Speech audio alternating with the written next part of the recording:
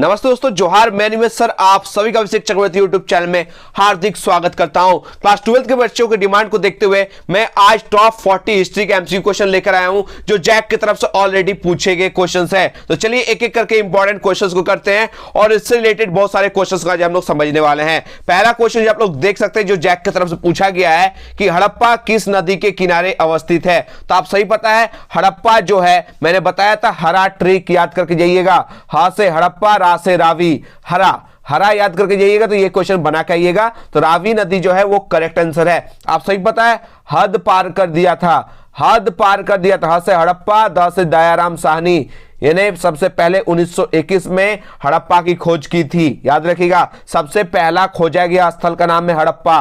किसने खोज की थी? दयाराम साहनी ने। कब की थी? 1921 में। हरा से क्या याद रखिएगा? हड़प्पा, रा से रावी नदी, हद से याद रखिएगा ह से हड़प्पा, द से दयाराम साहनी। याद हो जाएगा। आगे बढ़ते हम लोग क्वेश्चन नंबर 2 की ओर। विक्टोरिया टर्मिनल किस स्थापत्य शैली का उदाहरण है? ये नव गॉथिक शैली का उदाहरण है। ऑप्शन जो 1 है वो टिक कीजिएगा। आगे बढ़ते हम लोग क्वेश्चन नंबर 3 की ओर। पूछा क्या गया है कि विजयनगर साम्राज्य की स्थापना कब हुई थी? तो आप सही पता है, मैंने करा चुका हूं ऑलरेडी। 1336 में हरिहर एवं बुक्का दो भाई के द्वारा, हरिहर एवं बुक्का दो भाई के द्वारा 1336 में विजयनगर साम्राज्य की स्थापित की गई थी, जो एक आप सही पता है हिंदू साम्राज्य थे। और इस साम्राज्य के सबसे फेमस राजा जो थे कृष्णदेव राय थे। ठीक है, आगे बढ़ते हम लोग क्वेश्चन नंबर 4 की ओर। महात्मा गांधी दक्षिण अफ्रीका से भारत जो है वो कब लौटे? तो 1915 में। कब लौटे थे? 1915 में। ठीक है, आगे बढ़ते हम लोग क्वेश्चन नंबर 5 की ओर। देखिए क्वेश्चन घुमा दिया गया है कि महावीर का जो जन्म है वो कहां हुआ था? आप सही बताया था कि मैंने बताया था महावीर का जो जन्म हुआ था वैशाली यानी कुंड ग्राम में 540 ईसा पूर्व हुआ था। लेकिन यहाँ कुंड ग्राम नहीं है, लेकिन कुंड ग्राम नहीं है तो कुंडल वन है ना, कुंड ग्राम को ही कुंडल वन के नाम से जाना जाता है। यहाँ पर घूमना नहीं है। बाकी जो आप लोग देखते हैं लुम्बिनी, कपिल वस्तु, नेपाल, ये सब आप सही पता है गौतम बुद्ध का जन्म स्थान है और सारनाथ में पहला जो है उपदेश दिए थे, ये गौतम बुद्ध से रिलेटेड है। लेकिन वर्तमान महावीर से एक ही है, कुंडल वन रहे या कुंडग्राम रहे या वैशाली है, 540 ईसा पूर्व में यहीं पर इनका जन्म हुआ था। आगे बढ़ते हम लोग क्वेश्चन नंबर 6 की ओर। पूछा क्या गया है कि आयंगर व्यवस्था, ठीक है, आयंगर व्यवस्था बहुत इंपॉर्टेंट है जो आप सही पता है विजयनगर साम्राज्य से संबंधित रखता है। Option 3 is the correct answer. आगे बढ़ते हम लोग नेक्स्ट क्वेश्चन की ओर। क्वेश्चन नंबर 7 क्या पूछा गया है कि संविधान सभा के अस्थायी अध्यक्ष, संविधान सभा के अस्थायी अध्यक्ष आप सही पता है कौन थे? डॉक्टर राजेंद्र प्रसाद थे। कौन थे? डॉक्टर राजेंद्र प्रसाद थे। और अस्थायी कौन थे? अस्थायी थे आप सही पता है कौन? डॉक्टर सच्चिदानंद सिन्हा। ठीक है, आगे बढ़ते हम लोग नेक्स्ट क्वेश्चन की ओर। क्वेश्चन नंबर 8 में पूछा गया जो आप सभी को जानना भी चाहिए। क्या पूछा गया है कि भारत का राष्ट्रगान आप सही पता है जन गण मन अधिनायक जय है। ठीक है, तो ऑप्शन जो 4 है वो करेक्ट आंसर है। आगे बढ़ते हम लोग क्वेश्चन नंबर 9 की ओर। क्या पूछा गया है कि आइन ए अकबरी की रचना किसने की? आइन ए अकबरी पूछे या अकबरनामा पूछे, आप लोग अबुल फजल टिक कर कहिएगा। ठीक है, जो अकबर से रिलेटेड है। आगे बढ़ते हम लोग क्वेश्चन नंबर 10 की ओर। पूछा क्या गया कि गांधी जी के राजनीतिक गुरु कौन थे? तो आप सही पता है गोपाल कृष्ण गोखले जो है गांधी जी के राजनीतिक गुरु थे।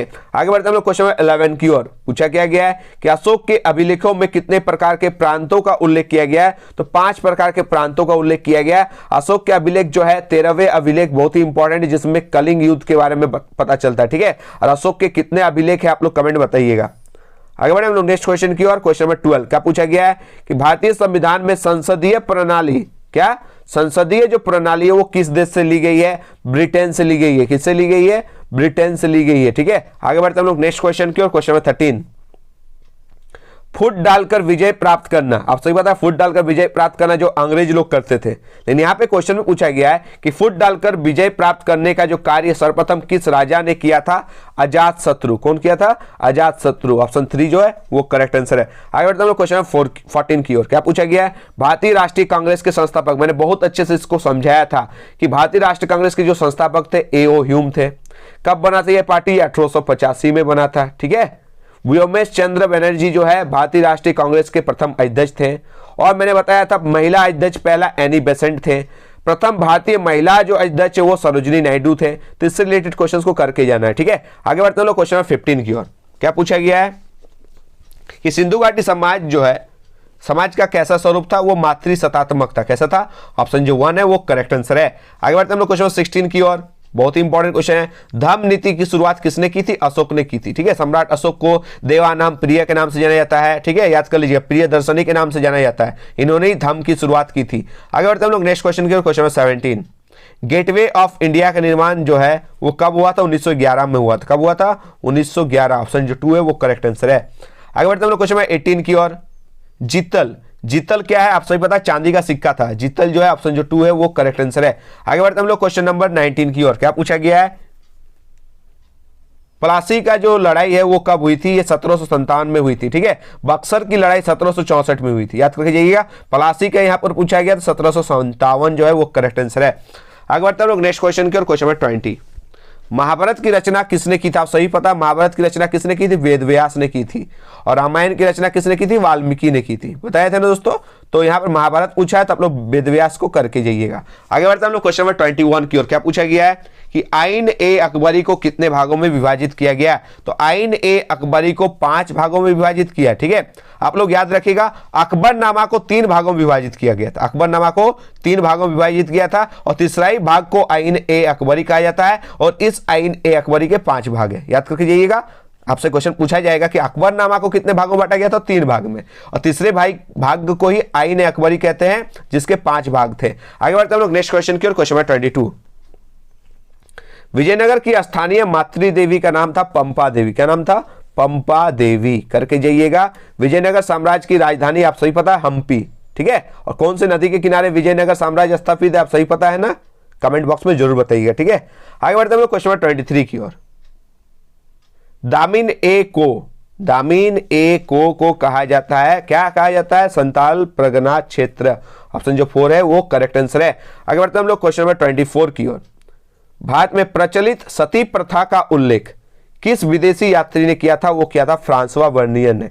ऑप्शन जो 1 है वो करेक्ट आंसर है। आगे बढ़ते हम लोग क्वेश्चन नंबर 25 की ओर। क्या पूछा गया? बहुत ही इंपॉर्टेंट क्वेश्चन है कि बंगाल का जो विभाजन हुआ था वो 1905 में हुआ था। ऑप्शन जो 2 है वो करेक्ट आंसर है। आगे बढ़ते हम लोग क्वेश्चन नंबर 26 की ओर। फोर्ट सेंट जॉर्ज की स्थापना कहां हुई थी? ये हुई थी मद्रास में, यानी चेन्नई में। ऑप्शन जो 4 है वो करेक्ट आंसर है। आगे बढ़ते हम लोग क्वेश्चन नंबर 27 की ओर। क्या पूछा गया है कि ऑपरेशन पोलो के द्वारा किस देशी रियासत को भारतीय संघ का अंग बनाया गया? तो इसको याद कर लीजिएगा, हैदराबाद। क्या हो जाएगा? ऑप्शन जो 3 है वो करेक्ट आंसर है। आगे बढ़ते हम लोग क्वेश्चन नंबर 28 की ओर। क्या पूछा गया 28 में कि भारत का अंतिम वायसराय किसे माना जाता है? ये माना जाता है लॉर्ड माउंटबेटन को। ठीक है, ऑप्शन जो 2 है वो करेक्ट आंसर है। आगे बढ़ते हम लोग क्वेश्चन नंबर 29 की ओर। पूछा क्या गया है? करो या मरो, यानी डू और डाई का नारा जो है किसने दिया था? आप सही पता है, महात्मा गांधी ने दिया था। सुभाष चंद्र बोस, तुम मुझे खून दो मैं तुम्हें आजादी दूंगा, कहा था ना।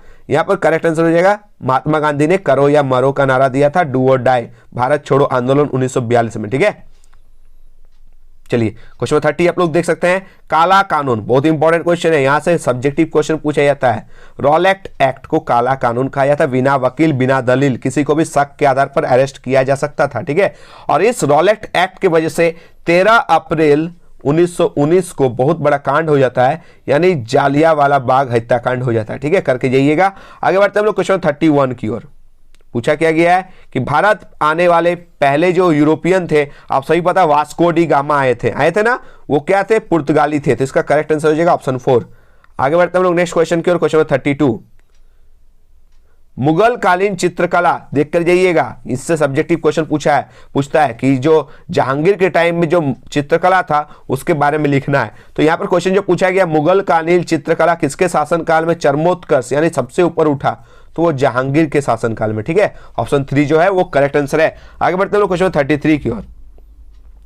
त्रिपिटक जो है, 3 गो पिटक है ना, साहित्य जो है किस धर्म से संबंधित है? वो बौद्ध धर्म से संबंधित है। ठीक है, और एक याद कर लीजिएगा, जातक कथा। ठीक है, जातक कथा में भी गौतम बुद्ध के बारे में पता चलता है। आगे बढ़ते हम लोग क्वेश्चन 34 की ओर। क्या पूछा गया आप लोग देख सकते हैं।